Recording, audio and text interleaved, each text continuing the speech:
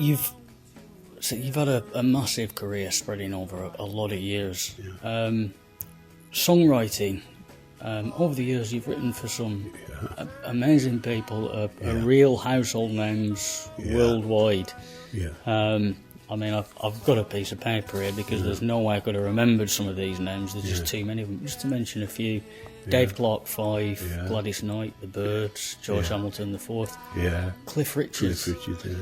How did you get into the writing songs for other people? Yeah, I mean, I told you earlier that the Bee Gees wrote my first song, and I had to write a B-side for it. I'd never written a song in my life. I mean, I never thought that I could.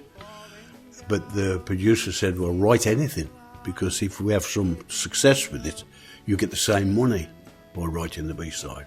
So you can earn yourself some dough, because we was all skint in them days. All young kids are, you know.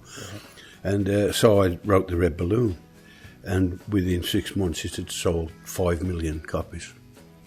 And then it was one of those songs that was picked up by 16 different artists worldwide, of all different languages. And so this ridiculous song sold millions by all of these people, and I didn't even know what that was all about. We just wrote it for the B-side. So I thought, well, I must be some good at that, you know. So I just started writing anything, really. And like all things, right, some things that don't mean a thing to anybody. And then now and again, some good songs come along. And I mean, you can't measure them yourself. I mean, you don't know. You think they're all right, don't you? You know, I mean, you write yourself, don't you? And you think you've got a good song. And sometimes you can tell, you know, there's something there that's a bit different to the usual rubbish that you're coming out with. Yeah. You think, well, that's got something there. And now and again, that's happened to me a few times. And but because I wrote that Red Balloon thing, and it just took off worldwide, it opened a lot of doors for me. I was signed with a publishing company at the time, and any songwriter in them days would be signed up by a publishing house like that, because of the Beatles and the things that had happened. They think, well, anybody might be them, you know. So they just used to sign you up, which they weren't always the best contracts to get. But I mean, when they wanted to sign me up, I didn't know what it meant, publishing. I didn't know what it was. I didn't know they paid you, or they collected money on your behalf and kept half of it. Them sort of things you have to learn them sort of things. And then later on, when you handle yourself, you can have the 100% of it, you know. And if you punch your, you know, write some songs now for Daniel O'Donnell, I'd go direct to Daniel and say, well, you know, there's a song. Do you like it? I mean, he might say no, or yeah, I'm going to do it. But before, I think the publishing company would do that on your behalf, and usually I wouldn't know a star had recorded it till it came out. They wouldn't tell me about it. But otherwise, they'd probably they're frightened I might ask for some more money, I suppose. But I wouldn't have done, because I didn't know. You know, you could get any.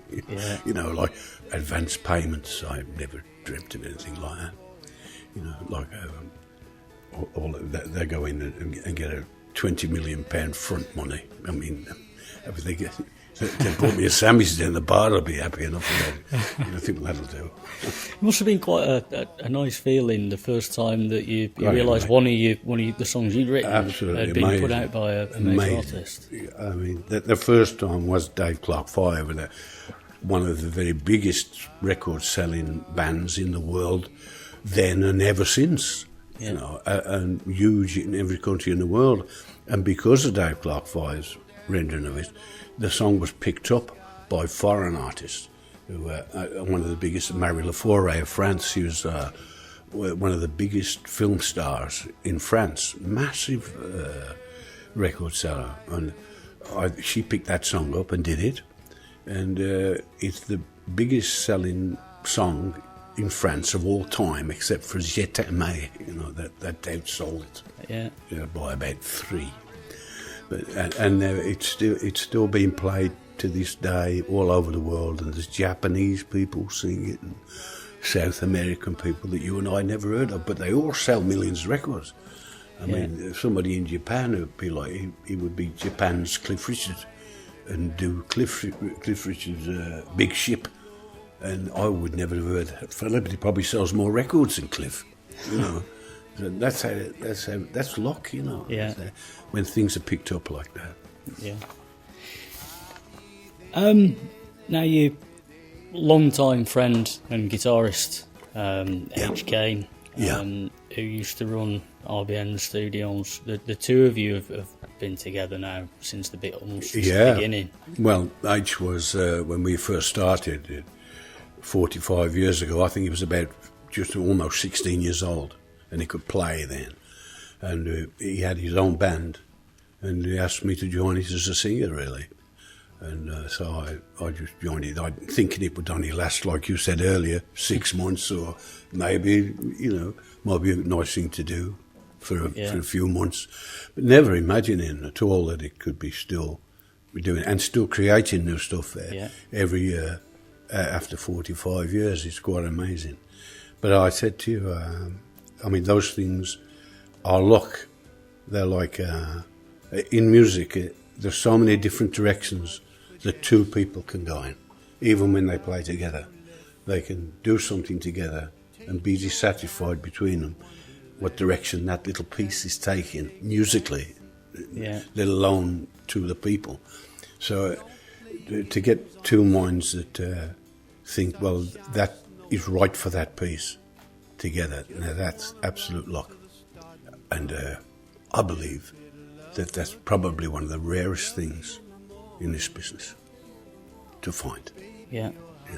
So you'll use H in the band quite a lot in your songwriting. Then you come up with an idea and then take those ideas to the band. Yeah, I'm just a songwriter, and I write every year. I write an album, and I do usually about 15 songs, and I always write them at Christmas time.